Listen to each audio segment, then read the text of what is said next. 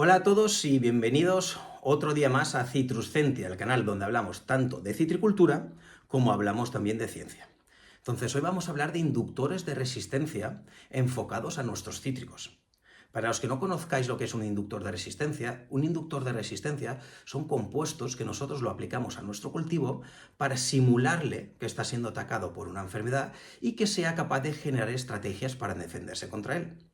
Entonces, al igual que, por ejemplo, pasa con las vacunas, que nosotros nos aplicamos una vacuna que tiene parte de esa enfermedad o alguna proteína que a nuestro cuerpo le recuerda esa enfermedad para que genere una estructura, una estrategia para defenderse y cuando nos pegue, pues no tener ningún síntoma ni sufrir la enfermedad. Entonces, con las plantas pasa exactamente lo mismo. Vamos a trabajar algunos compuestos naturales que existen en la naturaleza, lógicamente, que en unas cantidades específicas y aplicadas de una forma correcta vamos a conseguir preparar a nuestro cultivo para cuando llegue esa enfermedad.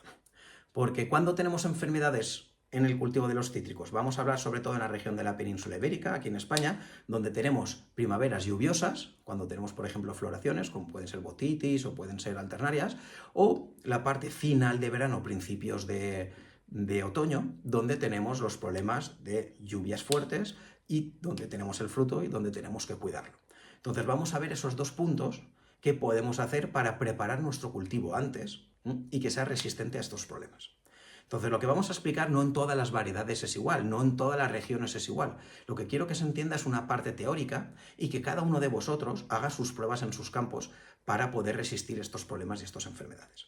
Entonces, vamos a ver cómo funciona un cultivo, ¿vale? Vamos a verlo aquí en la pizarra. Nosotros, ¿vale? Esto de aquí es nuestro cultivo. Empezamos, salimos de la parada vegetativa hivernal y de repente en primavera, aquí, en este punto, aparece una botrytis.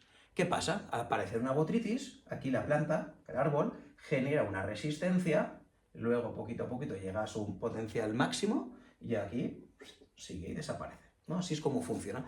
Cuando un árbol genera esto, su coste energético, el momento que llega es gigante para poder defenderse contra esa enfermedad. Entonces, ¿cómo funciona un inductor de resistencia? ¿Qué es lo que tenemos que hacer nosotros para poder ayudar a nuestro cultivo? Previamente, 15, 10, 20 días antes, aquí vamos a hacer unas aplicaciones específicas. Al hacer esas aplicaciones específicas, lo que nosotros vamos a hacer es simularle como si fuese una vacuna con un compuesto natural y que pueda aguantar mejor esta enfermedad. Entonces, si la botrytis le genera esto, nosotros cuando le ponemos el inductor, lo que vamos a hacer es que cuando la enfermedad llegue y se acuerde, ella pueda antes activar esa resistencia, hacerla más fuerte, incluso más duradera en el tiempo, que es lo que nos interesa.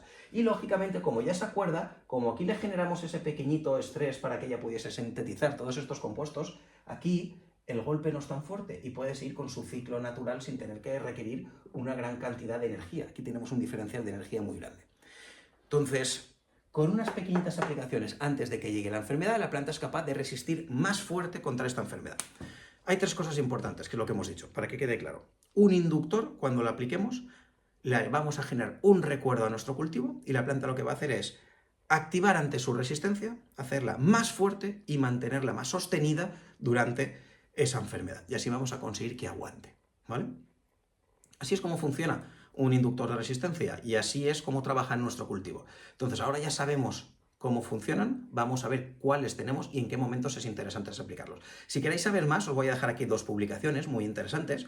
Una se llama Recognizing Plant Defense Priming, que es básicamente explica todo esto, pero muchísimo más detallado, para que entendáis bien. Y otro es Primed Plants Do Not Forget. Es un artículo, que es el que os dejo aquí también, en el cual se entiende cómo durante el ciclo va a mantener esa memoria, incluso cómo somos capaces de generarle memoria a muy largo plazo, ¿vale? Entonces, sobre todo porque estamos trabajando con cítricos, al final son árboles que no, lógicamente no es un hortícola que es anual o bianual, sino la vamos a tener durante muchos años y cómo podemos ir educando a nuestro cultivo para que vaya resistiendo año a año estas enfermedades.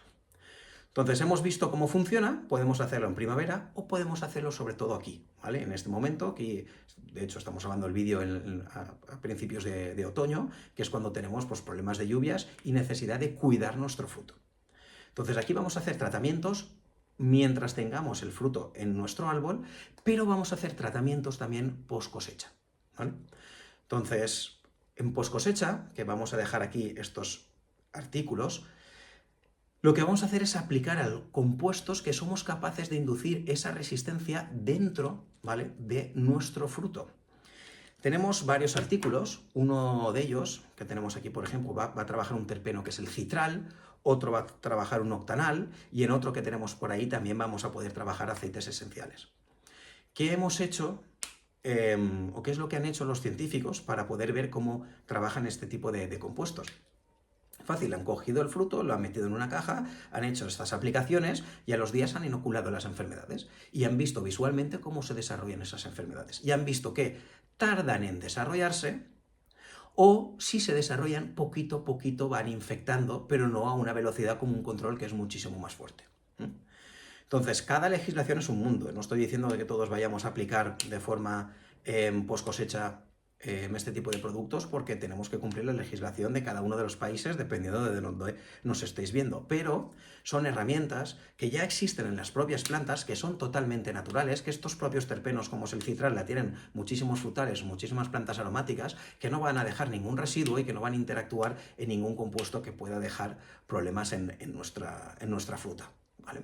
Entonces yo sí que me animo a que todos hagáis este tipo de pruebas, que pegáis una leidita a estos artículos, que entendáis bien cómo funciona, y en variedades o en regiones que tengáis problemas de post cosecha, porque la vida útil del fruto es muy cortita, con este tipo de productos sabéis si la podéis alargar un poquito, ¿vale? Entonces es un poco el enfoque que tiene. Entonces, ¿cómo trabajaría yo el cultivo ahora? A mí me gustan 3 tipos de inductores: el quitosano, la lecitina de soja y el gluconato de cobre. Entonces, una vez aún tengamos nuestro fruto en el árbol, hacer antes de cosechar, 15-20 días antes, aplicaciones tanto de una mezcla de quitosano con lecitina con cobre. Hacemos las aplicaciones, generamos esa inducción, generamos los metabolitos específicos y protegemos el fruto por dentro. Y luego ya cuando lo tengamos de post cosecha podemos aplicar, por ejemplo, un citral.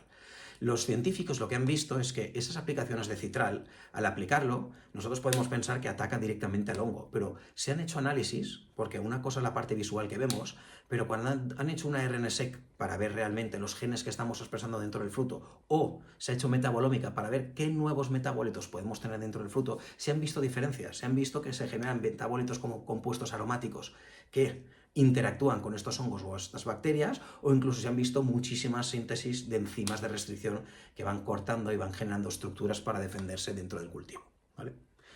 Entonces, lo que quería el día de hoy era que entendierais un poco cómo funcionan estas estrategias, que sepamos que no solo tenemos que nutrir nuestro cultivo, no solo tenemos que bioestimular, sino que también tenemos que proteger a nivel de su metabolismo, tenemos que llevar al potencial máximo genético de su protección o de su autodefensa con este tipo de productos. Y así vamos a poder conseguir tener a lo largo de los años y sobre todo en nuestra post cosecha, pues frutos de alta calidad. Así que nada, espero haberos entretenido pues estos casi 10 minutos y cualquier necesidad, cualquier duda que tengáis me podéis escribir directamente aquí al canal de YouTube o directamente a través de mi LinkedIn, en los cuales pues ahí puedo contestar cualquier duda que tengáis. Así que nada, como siempre, bienvenidos a Citruscentia, el canal donde hablamos de citricultura y de ciencia, y aquí estamos para serviros.